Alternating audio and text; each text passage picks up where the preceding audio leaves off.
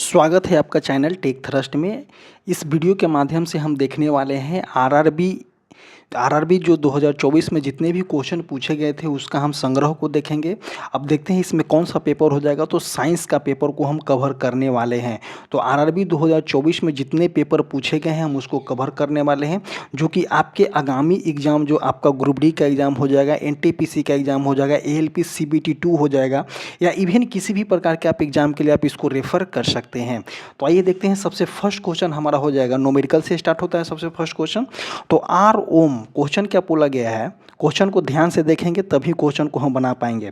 तो देखिए, आर ओम और 5 ओम के श्रेणी संयोजन का तुल प्रतिरोध जो है आपका 7 ओम दिया गया है।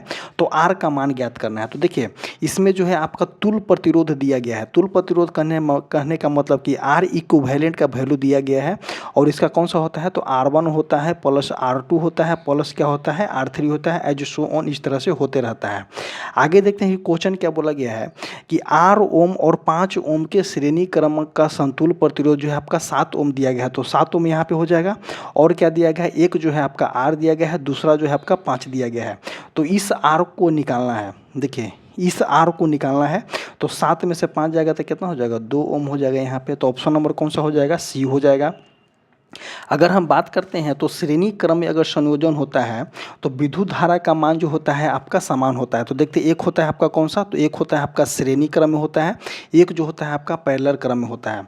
तो श्रेणी क्रम में अगर बात करते हैं तो विद्युत धारा की मान, अगर यहाँ पे श्रेणी क्रम में बात करते हैं तो विद्युत धारा की मान जो होता है यहाँ पे क्या होता है, तो विद्युत धारा के मान जो होता है सेम होता है, और वोल्टेज का मान जो होता है आपका क्या होता है, तो डिफर होता है।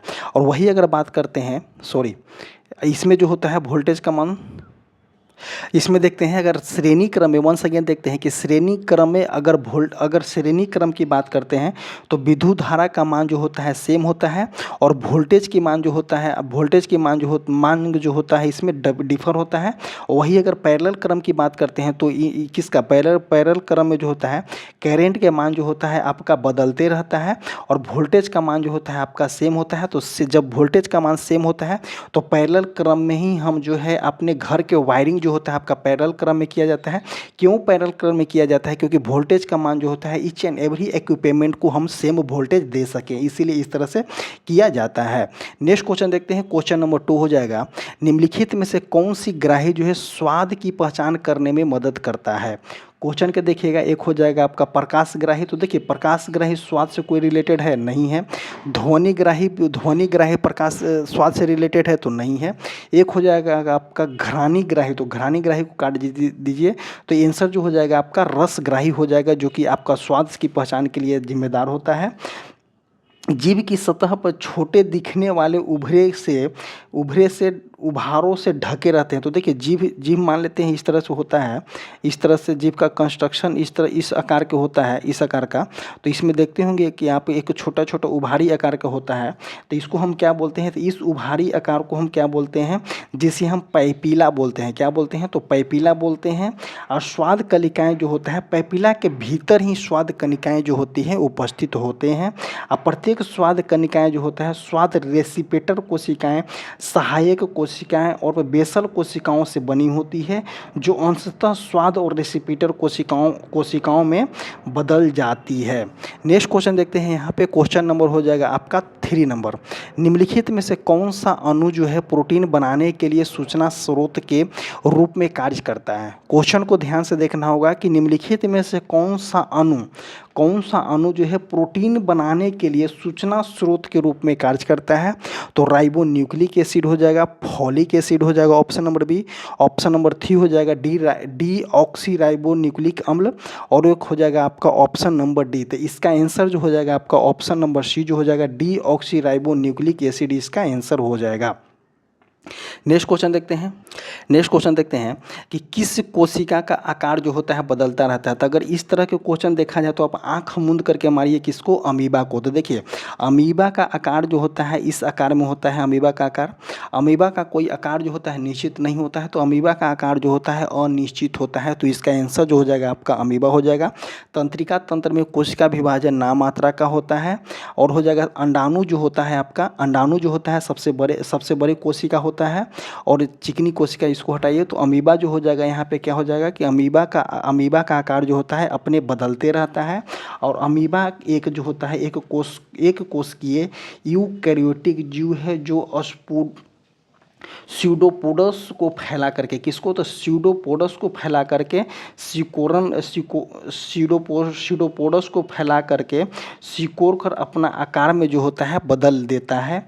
अमीबा शब्द ग्रीक शब्द अमीबा से आया है जिसका अर्थ होता है आपका परिवर्तनीय होता है। अमीबा में कोई कोशिका भित्ति नहीं होती है बल्कि इसमें एक पतली नाजुक बाहरी झिल्ली होती है जिसमें हम क्या बोलते हैं तो जिसको हम प्लाज्मो लेपा बोलते हैं। आगे देखते हैं कि ये जो होता है द्विविखंडनीय द्वारा जो होता है प्रजनन करता है। अमीबा गति के दौरान अपना आकार जो होता है बदलते रहता है। तो देखिए अमीबा इस तरह से होता है, अगर मानते हैं ये गति करता है तो ये किस तरह से इस तरह से आकार कर लेगा। अगर मानते हैं कि यहाँ पे किसी भी प्रकार के ऑब्जेक्ट रखा गया है और अमीबा को लगता है कि ये भोजन है तो ये कैसे करता है, ये जो भोजन को इस तरह से जो होता है भोजन को जकड़ लेता है।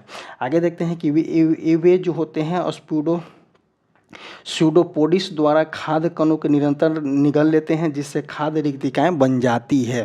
नेक्स्ट क्वेश्चन देखते हैं, क्वेश्चन नंबर हो जाएगा आपका 5 नंबर क्वेश्चन क्या बोलना चाह रहा है, निम्नलिखित में से किस जीव में पुनर्जनन की क्षमता होती है। तो देखिए इसमें पूछा क्या सा गया है कि पुनर्जनन की क्षमता किस में होती है। तो देखिए किलिया में हो जाएगा नहीं, जोक भी हटा दीजिए, केंचुआ भी हटा दीजिए, ये सभी में जो होता है पुनर्जनन की क्षमता नहीं होती है। केंचुआ जो होता है आपका द्विलिंगी जीव होता है, इसमें मेल और फीमेल दोनों पाए जाते हैं। तो अगर पुनर्जन्म किस में पाया जाता है तो आपका प्लेनेरिया जो हो जाएगा आपका आंसर हो जाएगा। प्लेनेरिया में जो होता है पुनर्जन्म पाई जाती है। प्लेनेरिया एक जो होता है असमान शब्द है जिसे हम टर्बिलेरिया से पारंपरिक वर्ग के अंतर्गत कई फ्लैट वर्म शामिल होते हैं।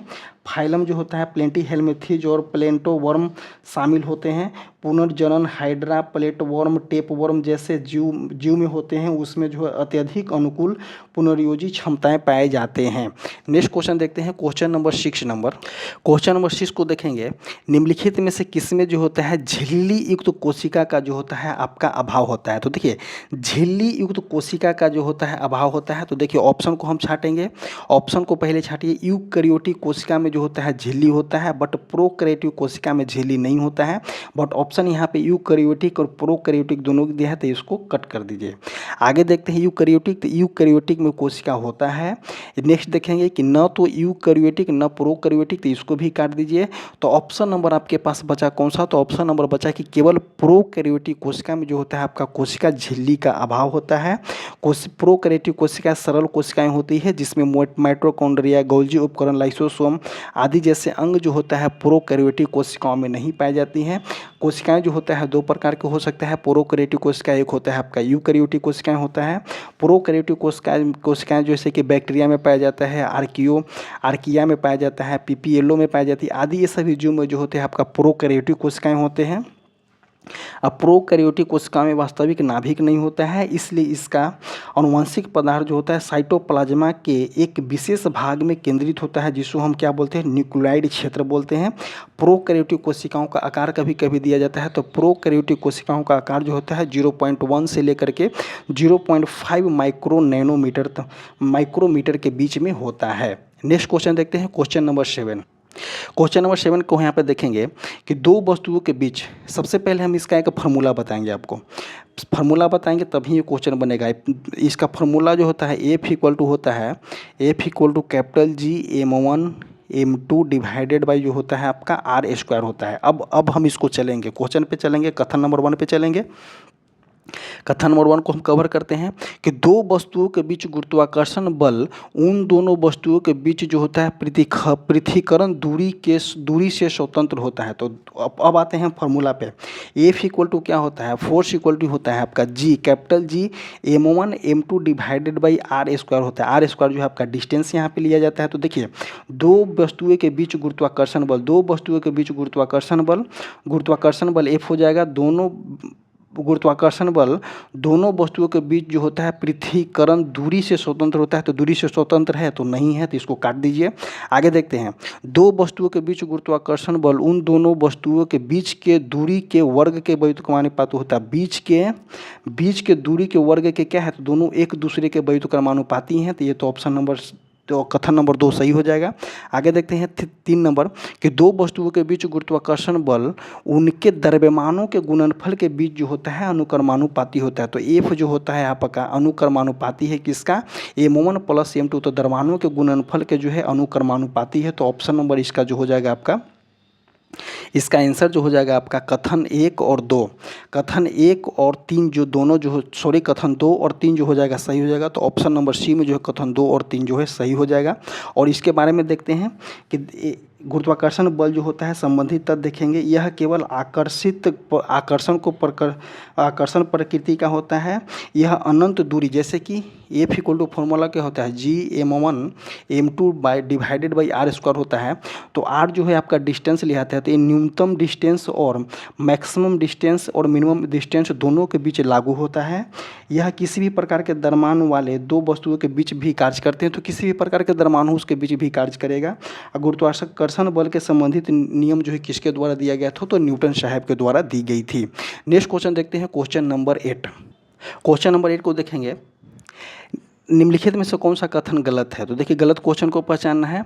आजकल वाहनों में ईंधन के रूप में संपीड़ित प्राकृतिक गैस का उपयोग होता है, तो बिल्कुल होता है। तो CNG आप सुने होंगे कि CNG ऑटो चल रही है जो ग्रीन कलर का होता है, तो CNG का यूज की जाती है, तो बिल्कुल कथन सही हो जाएगा।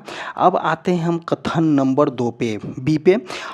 अस्पतालों में दिए जाने वाले ऑक्सीजन सिलेंडर में संपीड़ित गैस यूज होता है, तो ये भी जो हो जाएगा आपका बिल्कुल सही हो जाएगा। गैसीय अवस्था में कणों की गति अनियमित और अत्यधिक तीव्र होती है, तो ये भी जो हो जाता है आपका सही हो जाता है।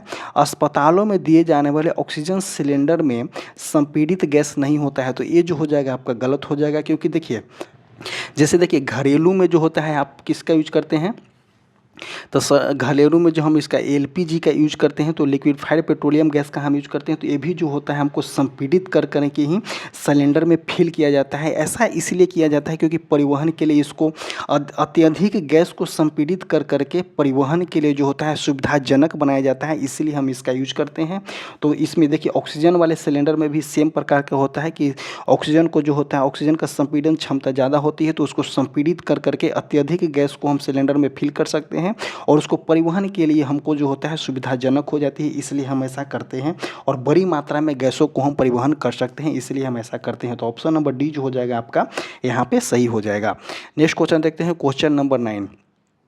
सहसंयोजक रूप से आबंधित यौगिक का क्वथनांक कम क्यों होता है। क्वेश्चन पूछा गया है कि सहसंयोजक रूप से आबंधित यौगिक का क्वथनांक कम क्यों होता है।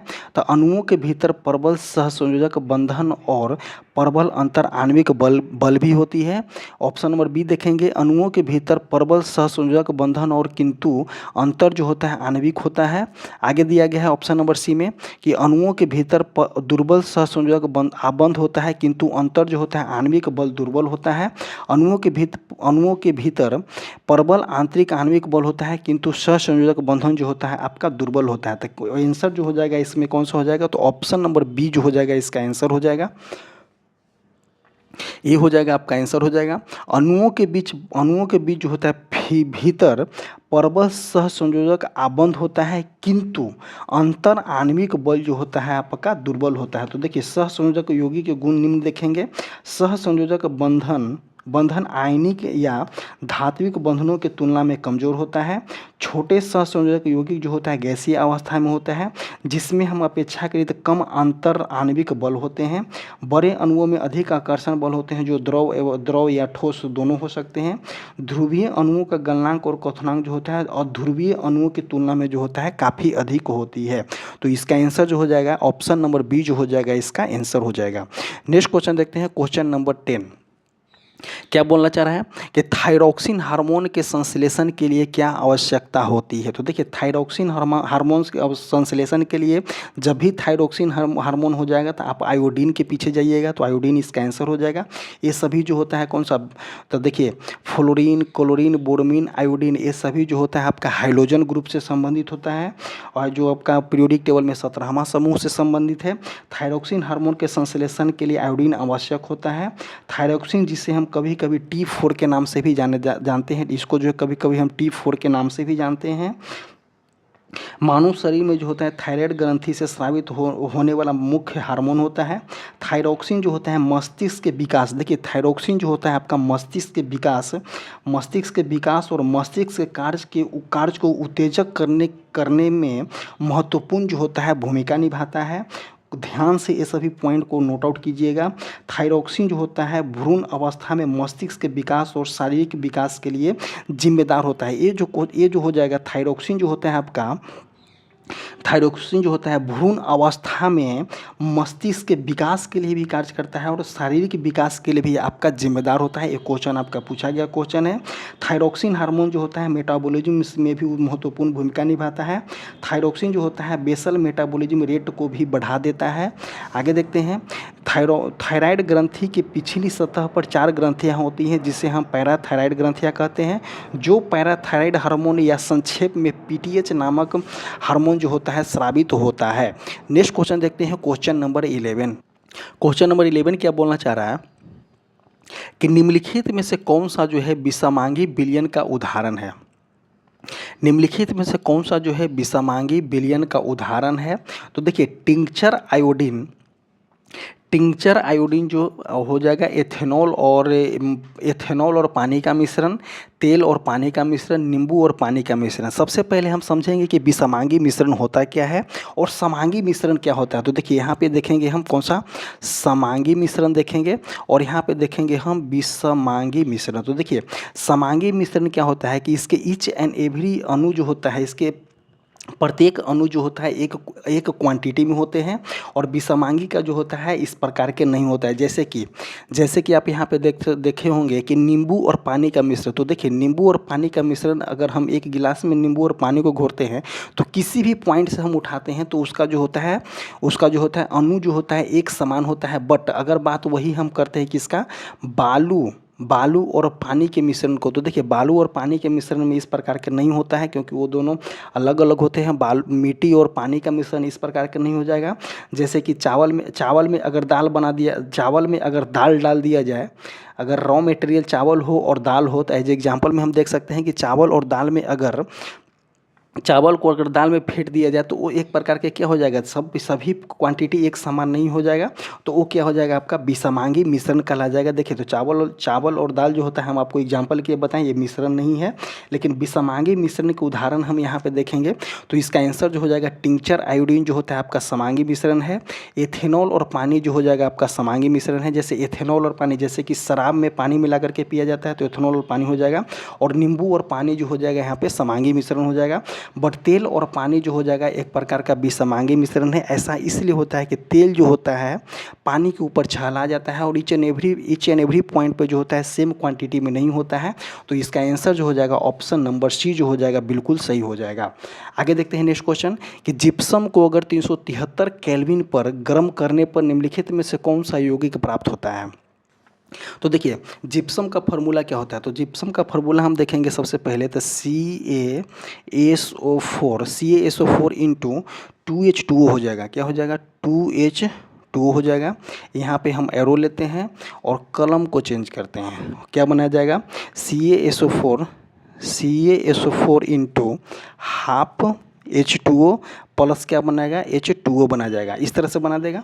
तो देखिए अब यहाँ पे हम देखेंगे कौन सा, तो CaSO4 क्या है, जिप्सम है। यहाँ पे CaSO4 क्या है, जिप्सम है। जब इसको हम 373 केल्विन पे गर्म करते हैं तो हमको क्या मिलेगा, तो प्लास्टर ऑफ पेरिस मिलता है, हम ये जानते हैं। तो इसका आंसर जो हो जाएगा CaSO4 into half H2O option number C हो जाएगा।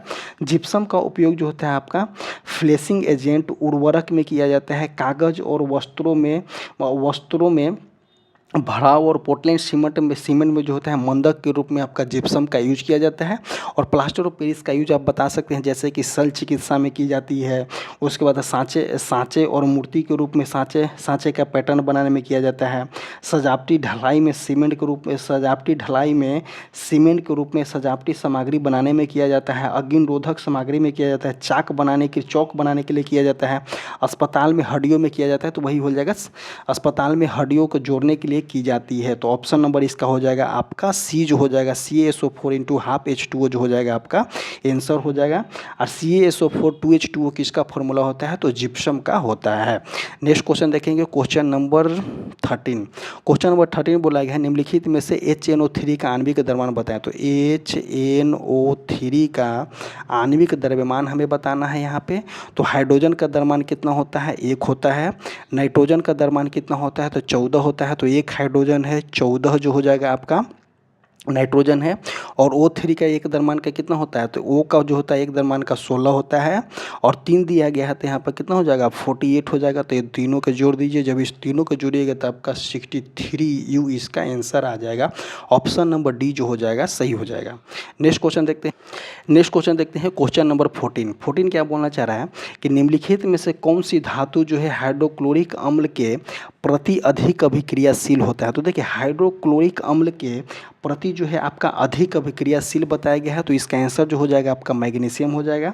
देखिए Mg जो हो जाएगा आपका HCl से जब अभिक्रिया करेगा तो MgCl2 बनाएगा, प्लस जो है आपका हाइड्रोजन यहाँ पे मुक्त होगा। ये तो आप समझ गए। तो देखिए अम्ल जो होता है प्रकृति में अत्यधिक संक्षारक होते हैं, जिसका अर्थ है कि वे धातुओं के संक्षारित या जंग लगा देता है। अम्ल सक्रिय जैसे कि धातु Zn हो जाएगा, Mg हो जाएगा आदि के साथ अभिक्रिया करते समय जो होता है हाइड्रोजन गैस मुक्त करता है। हाइड्रोजन गैस यहाँ पे मुक्त किया। जल के साथ अभिक्रिया होने पर जो है आपका H++ आयन देता है। तो जैसे ही हम एसिड को जल के साथ अभिक्रिया करेंगे तो आपका H++ आयन जो होता है आपका मुक्त होता है। आगे देखते हैं कि क्षार के साथ मिश्रण होने पर जो होता है अम्ल जो होता है अम्लीयता खो देता है। तो देखिए अगर मानते हैं हम यहाँ पे कि एसिड प्लस बेस को अगर हम अभिक्रिया कराते हैं तो आपका कौन सा देता है, तो न्यूट्रल दे देता है, उदासीन दे देता है।